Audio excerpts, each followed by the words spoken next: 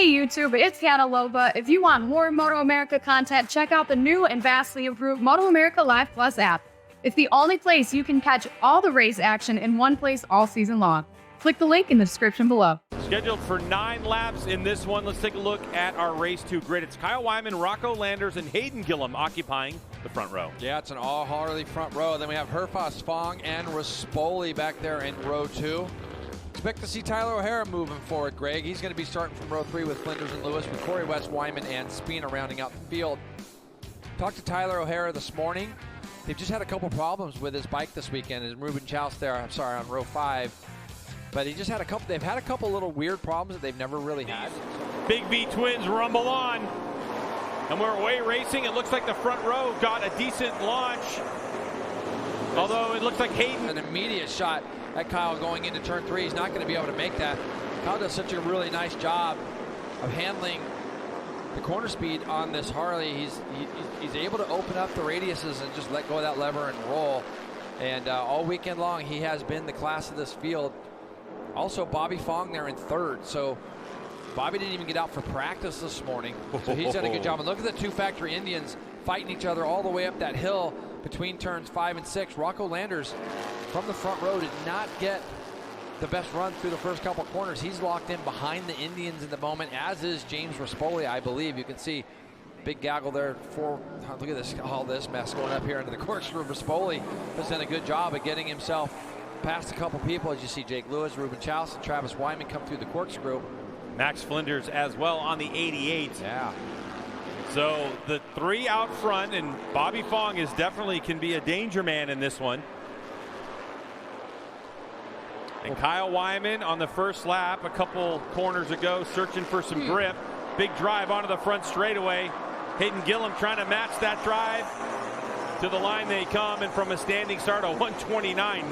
Wow, that is so fast from a standing start when you consider, I think there was it a high 28 or mid 28 was pole position, as Corey West pulls the 13 Saddlemen Harley into pit lane. So frustrating start to his day. Heading down the hill, all eyes on the number 50 as they head into the final corner, turn number 11. And onto the straightaway they go to make it 7 laps to go, and Kyle Wyman off of that 29.9 standing start. Yeah, it's a little bit more than grip too, and there's a lot of different factors that go into racing these bikes and everything. As Hayden Gillum takes a shot now at Kyle Wyman, so Kyle now knows he's got a big fight in his hands, and he's going to have to be careful, because going down into turn 10 where we saw Bobby Fong was so good, he's close enough to make a move on Kyle.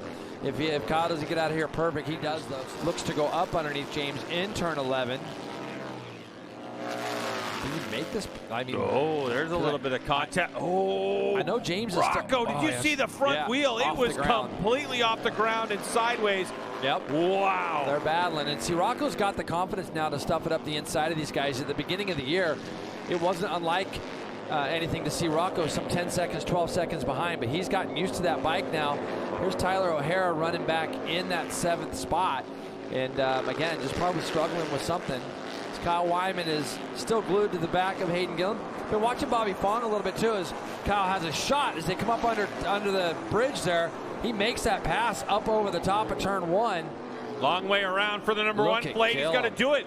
He looked like Kyle had position, but he had to let off. But Kyle, nice and tight, is able to get a good drive. And look at these 620-pound motorcycles searching for grip. No traction control, but number 1 goes back to the front. You can see the respect there. You know, Kyle gave him some room. Kyle could have picked that Harley up on the exit of turn 2 and kind of closed off Hayden Gillum. He did not.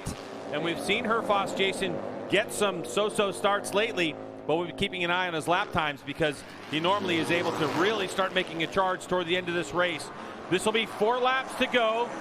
Bobby Fong not having a great time in turn number 11. Once again, the number 1 goes, Kyle Wyman goes by the number 1. Down into turn number 2 they go. Kyle Wyman is able to hold it nice and tight, so he'll hold on to the lead. You can see the pace of the front has just dropped Bobby Fong off the back ever so slightly. 28.3s for the 2 leaders, 28.7 for Bobby Fong. And, you know, this is a really important 25 points if Kyle can get this and put that in his pocket, especially with Herfos back there in 4th at the moment. So we're looking at another 12-point swing here in this championship. Lap and a half to go. Mission King of the Baggers race number 2. the number 1 plate. Oh, trying to make a look at move, and he this. does it so early up in the corkscrew. Boy, I thought he would wait till the last lap to try to make that move. It was late on the brakes, Wow. but early in terms of the race. I thought he was going to try to make that move on the last lap. The number 1 saw the opening. He dove in there, and he takes over the spot. Now it's a matter of what's 20 points mean for Kyle. I know when they come up this front straightaway, he has shown that he's able to pass him on the left. I wouldn't be surprised to see Gillum move over to the left a little bit. Nope, he doesn't. He kind of stays right where he's at. He cleans that last turn really well. We got the white flag out, and Hayden Gillum's leading it. And as you can see, Bobby Fong, another big problem for Bobby. The bag has actually fallen off the right-hand side. So Herfoss, this helps him now, doesn't it? I mean, it certainly does. And I didn't see why Bobby pulled. Obviously, the bag had a problem, but I'm not sure if there was a mechanical as well. Now, Kyle Wyman leads this championship, so Herfoss, in order to gain any back, would have to put him, Herfoss would have to be in front of Kyle, but the difference there between 20 points for second and 13 points for fourth now goes 20-6, so it's only 4 points difference. So the lead for Kyle Wyman, if he stays in second place on this final lap, would be 11 as we head off to the summer break. But does Kyle Wyman have an opportunity to pass Hayden Gillum possibly at the top of the corkscrew?